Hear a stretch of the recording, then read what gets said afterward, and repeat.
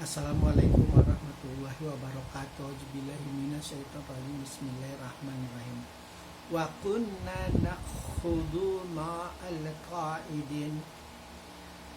Bahkan kami selalu berbincang untuk tujuan yang batil bersama para pembincang. Di dalam surat orang-orang yang berbuat curang, Allah mengatakan bahwa manusia yang tidak berbuat curang akan dijamu di dalam istananya, di dalam kerajaannya. Di dalam surat Al-Mudaththir ayat 45 ini dikatakan bahwa salah satu alasan mereka memasuki neraka sakor adalah karena kami selalu berbincang untuk tujuan yang batil bersama para pembincang. Jadi kalau di surat orang-orang yang berbuat curang, Allah menjanjikan surga bagi mereka yang tidak berbuat curang. Lalu di surat ini Allah otomatis akan menjanjikan surga juga bagi mereka yang tidak suka berbincang untuk tujuan yang batil. Begitu. Hukum kualitasnya begitu, hukum sebab akibatnya begitu. Ini alasan ketiga kenapa mereka bisa sampai masuk ke dalam neraka sakor. Karena kami tidak termasuk orang yang melaksanakan sholat, itu pertama. Yang kedua, karena kami tidak suka memberikan makan orang miskin. Dia otomatis orang kaya yang kikir, yang pelit. Lalu kemudian, dan kami selalu berbincang untuk tujuan yang batil. Sebenarnya ini lebih spesifik lagi, karena kata kaidinnya itu artinya berbincang untuk tujuan menghancurkan agama Islam, berbincang tujuan untuk menghancurkan Rasulullah, untuk membinasakan umat Rasulullah. Alasan ketiga inilah titik beratnya kenapa surat ini diturunkan. Abu Jahal, Abu Lahab, Abu Kotok, Abu Sufyan, Hindu dan kawan-kawan yang selalu sekali lagi tidak pernah tidak untuk bermusyawarah, untuk bersepakat bagaimana menghancurkan Rasulullah.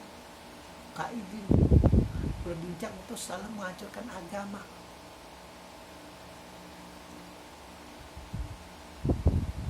Begitu.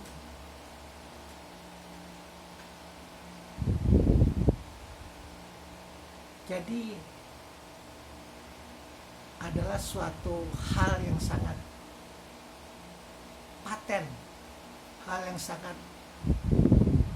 jelas, di mana surat ini menunjukkan hal-hal penyebab seseorang masuk ke dalam neraka sakor yang sudah kita bahas adalah jurang yang sangat dalam yang dipenuhi dengan api. Jadi sebenarnya kalau ditelisik secara sirah, secara sejarah, kalau Allah mengatakan karena kami tidak termasuk orang yang melaksanakan sholat, ini otomatis udah di masa-masa Rasulullah berjuang yang tahap-tahap akhir.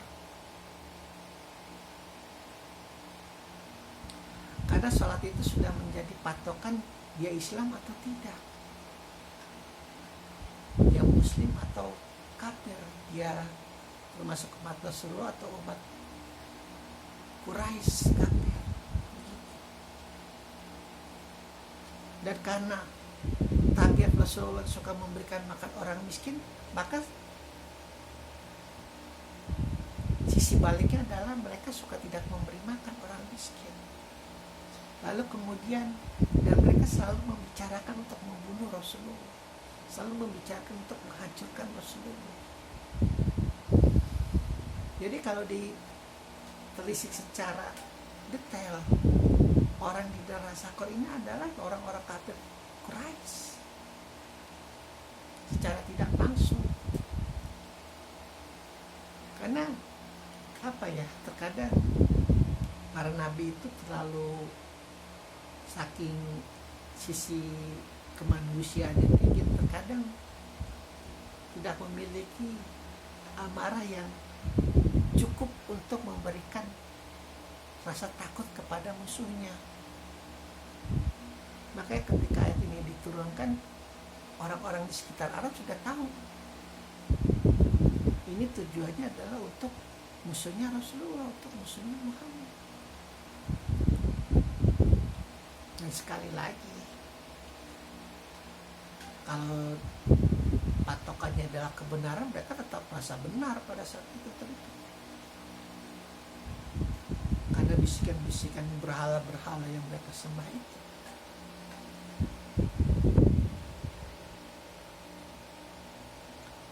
Hal yang perlu digarisbawahi juga adalah bahwa terkadang kita suka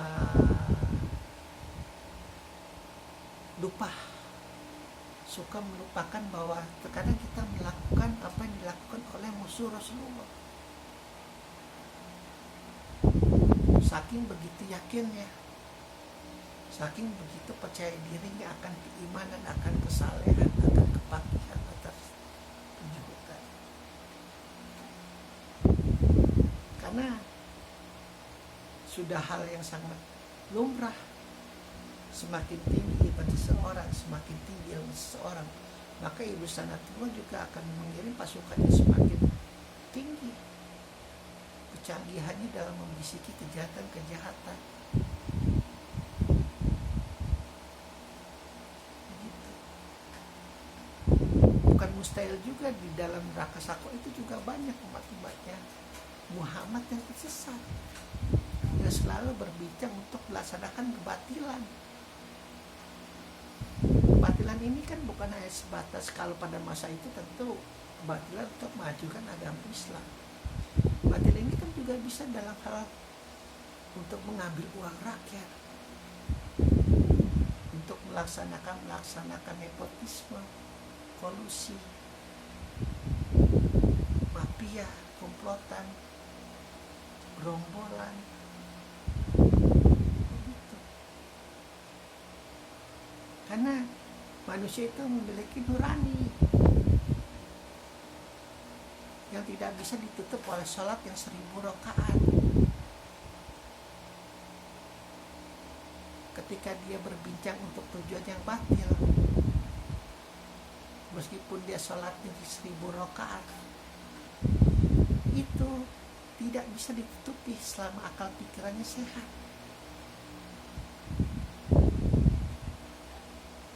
Makanya di dalam surat orang-orang yang berbuat curang, kau gak usah terlalu mikir jauh-jauh sholatnya, kan kau usah berbuat curang saja dulu. Allah pasti kan akan dijamu kau di dalam kerajaannya.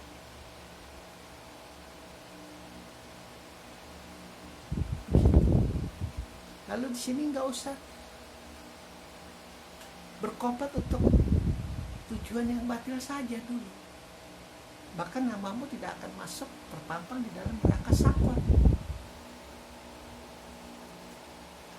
Kalau masalah keimanan, kalau masalah alasan yang pertama karena tidak melaksanakan sholat, itu anak-anak SD, anak-anak TK juga sudah tahu.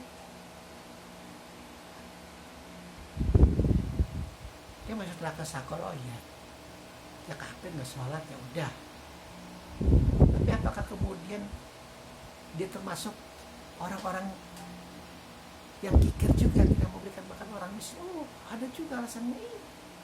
Lalu kemudian ternyata dia juga bertujuan untuk melaksanakan hal yang batil. Begitu. Jadi begini, untuk masuk neraka Saqar juga susah.